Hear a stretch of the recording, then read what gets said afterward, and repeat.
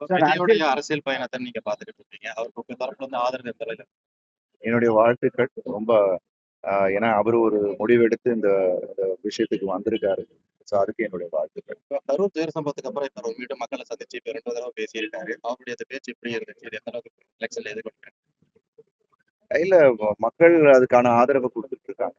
So அது I think எனக்கும் அது ஸ்ட்ராங்கா தான் பட்டுச்சு. ஸோ ஐ திங்க் அவரோட பயணம் பயணத்துக்கு என்னுடைய வாழ்த்துக்கள் தான். ஆளுங்கட்சியில இருந்து அவருக்கு அழுத்தம் அதிகமா இருக்கு. வந்தது வந்து ரெட்டத்தலை படத்தோட ப்ரமோஷனு. நான் இங்க சாமி கும்பிட வந்தேன். ஸோ ரொம்ப ரொம்ப சந்தோஷம். திரைத்துறையில இருந்து படத்துக்கான அரசியலுக்கு வர்றவங்களுக்கு அந்த அழுத்தம் அதிகமா இருக்குன்னு நினைக்கிறீங்களா அவங்களோட வளர்ச்சிக்கு? இல்ல எல்லா துறையிலும் எங்க இருந்து வெளியில இருந்து உள்ள வரும்போது அந்த அழுத்தம் இருக்கதானே செய்யும். நன்றி, என்ன ரொம்ப சந்தோஷம். விஜயோட திரைப்படங்கள் வந்து திரையரங்குல 100 நாள் வெளியானதுக்கு அப்புறம் தான் ஓடிடில ரிலீஸ் ஆகும்னு சொல்லியிருக்காங்க. இது எப்படி பாக்குறீங்க? இல்லைன்னா அது வந்து ப்ரொடியூசர் கவுன்சிலும் திரையரங்கு உரிமையாளர்களும் பேசி அதை முடிவு பண்ணணும்.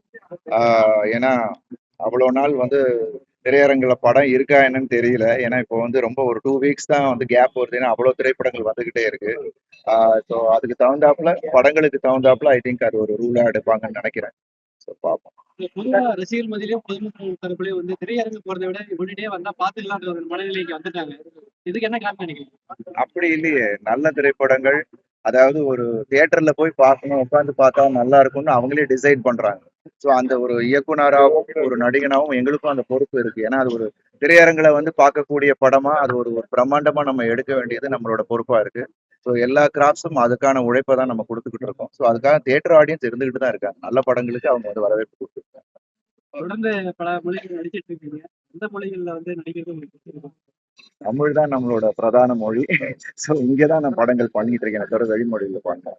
இப்ப தொடர்ந்து நடிச்சிட்டு தான் இருக்கீங்க. இயக்குறதுக்கு இல்ல தயாரிக்கிறது தயாரிப்பு அப்கோர்ஸ் கூடிய விரைவில் அதுவும் ஸ்டார்ட் பண்ணிடுவோம். ஆல்ரெடி ஒரு படம் இணை தயாரிப்பு பண்ணிட்டேன். ஸோ அண்ட் எங்களோட ப்ரொடக்ஷன்லேயே சின்னம்ன்ற ஒரு படம் பண்ணோம். ஸோ தொடர்ந்து அது நடக்கும். ரொம்ப ரொம்ப சந்தோஷமா இருக்கு. சேலம் வந்து வேணங்குடி முனியப்பன் கோயிலுக்கு வந்தது எனக்கு ரொம்ப சந்தோஷம். ஒரு வேண்டுதலை போட்டிருக்கோம். கிறிஸ்மஸ் 25ஆம் தேதி ரெட்டத்தலை ரிலீஸ் ஆகுது. ஸோ அதுக்கான ப்ரமோஷன்ஸுக்காக தான் இங்கே வந்தோம். சேலம், நாமக்கல், அப்புறம் அதுக்கு முன்னாடி திருச்சியில ஒரு ப்ரமோஷனை முடிச்சோம். ஸோ ரொம்ப சந்தோஷமா இருக்கு. இன்னும் 2 நாள்ல படம் ரிலீஸ் ஆகுது. அதுக்கான ஒரு வேண்டுதலை இங்கே போட்டிருக்கோம். ரொம்ப பவர்ஃபுல்லான டெம்பிள். ஸோ அதுக்காக இங்கே வந்து வேண்டுதல் பண்ணியிருக்கோம். ஸோ எல்லாரும் திரையில ரெட்டத்தலையை பாருங்க. ரொம்ப ரொம்ப நன்றி.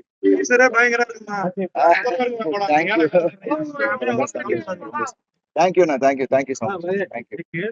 Thank you so much. அதை வந்து கொஞ்சம்